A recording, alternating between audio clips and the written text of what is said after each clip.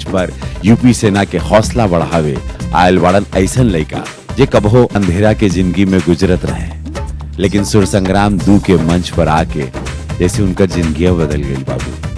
फर्श से अर्श तक के सफर तय कैले सी लड़का। जोरदार ताली के साथ स्वागत करी गाजीपुर के मनोहर सिंह के। गोदना गोदवाला हो गोदना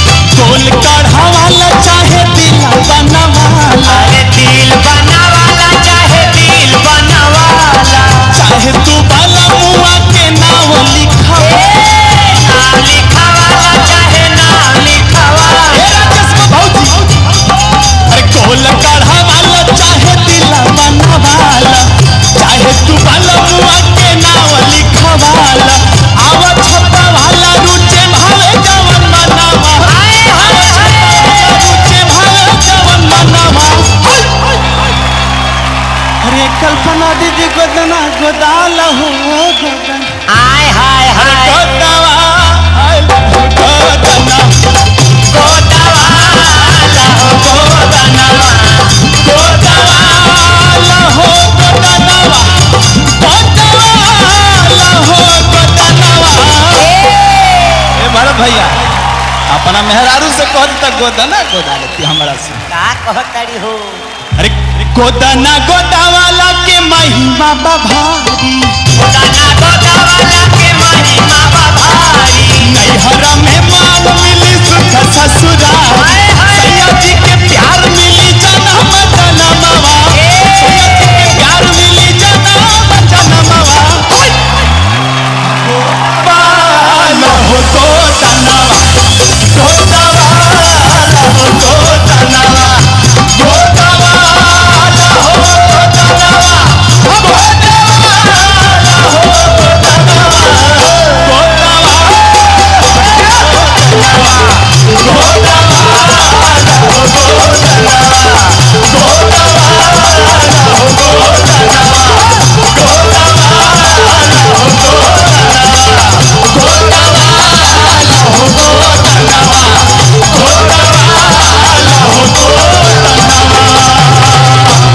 अरे गोदना गोदाला हे रानी गोदा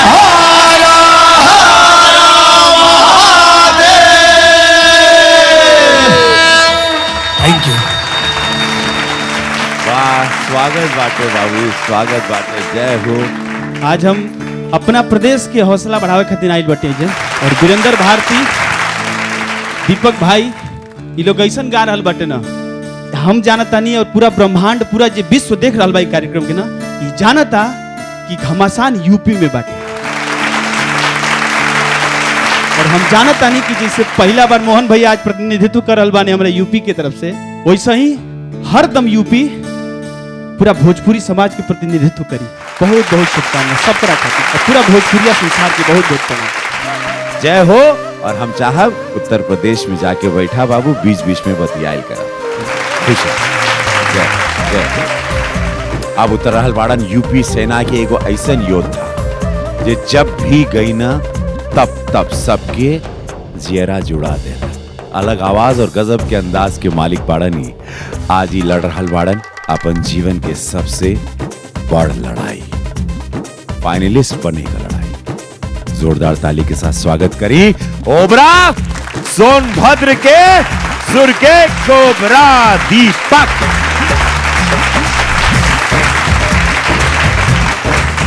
देखो तड़ाई का हमार सपना के रानी बा।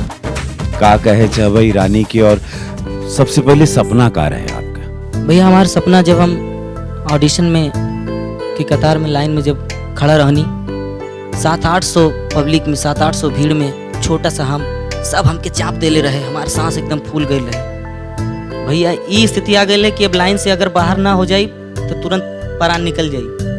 फिर कोशिश करत करत करत करत माई के आशीर्वाद लेत फिर नंबर पे आईनी। सुर संग्राम फर्स्ट से ही हमारे एमए आवे के चाहत रहे कि हम आई और परफॉर्मेंस करी। आवा मनोती कैले तो के झूला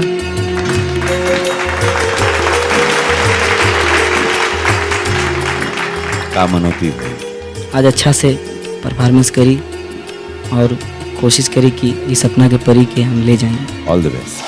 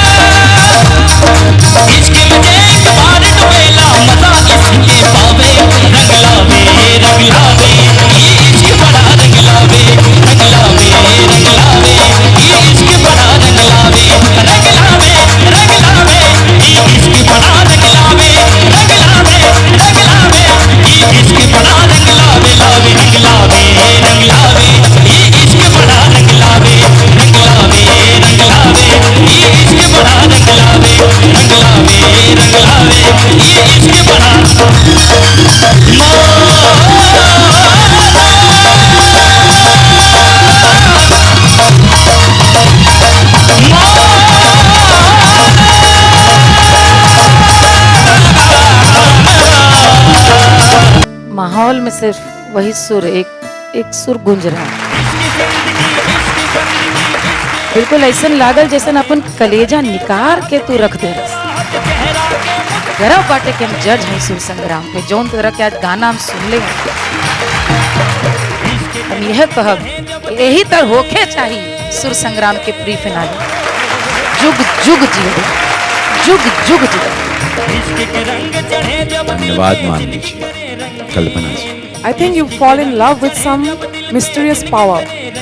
आप गिरे, अचानक से कुछ हुआ, अलग दुनिया में चले गए 2 मिनट के लिए, और ब्रह्मांड में जो गुंज रहा है वो जैसे सब कुछ समेट के यहाँ आप लेके आए, और वो निकला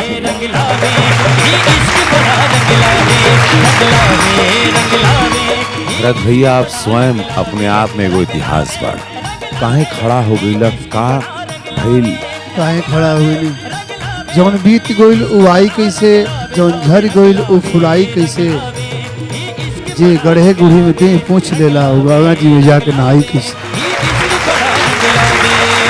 हमरा गर्व बा बबुआ तारा इतना कम उम्र में, बाकी हमारे जितना मिलल बा सब तारा के नंबर मिल जाई, तो मैं कटौती ना हुई। हम पापा घर को देख रहे हैं, पूरी फैमिली, सोनू भैया हमारे, उनके चरणों में प्रणाम। उसके बाद हमारे जान से भी ज़्यादा प्यारे हमारे गुरुजी पंडित श्री रविन्द्रनाथ पांडे जी, उनके चरणों में प्रणाम है। गुरुजी आप देख रहे हैं हमको, मैं आपके चरणों में पूरा जीवन बिता दूंगा, बस आप मुझे आशीर्वाद दीजिए।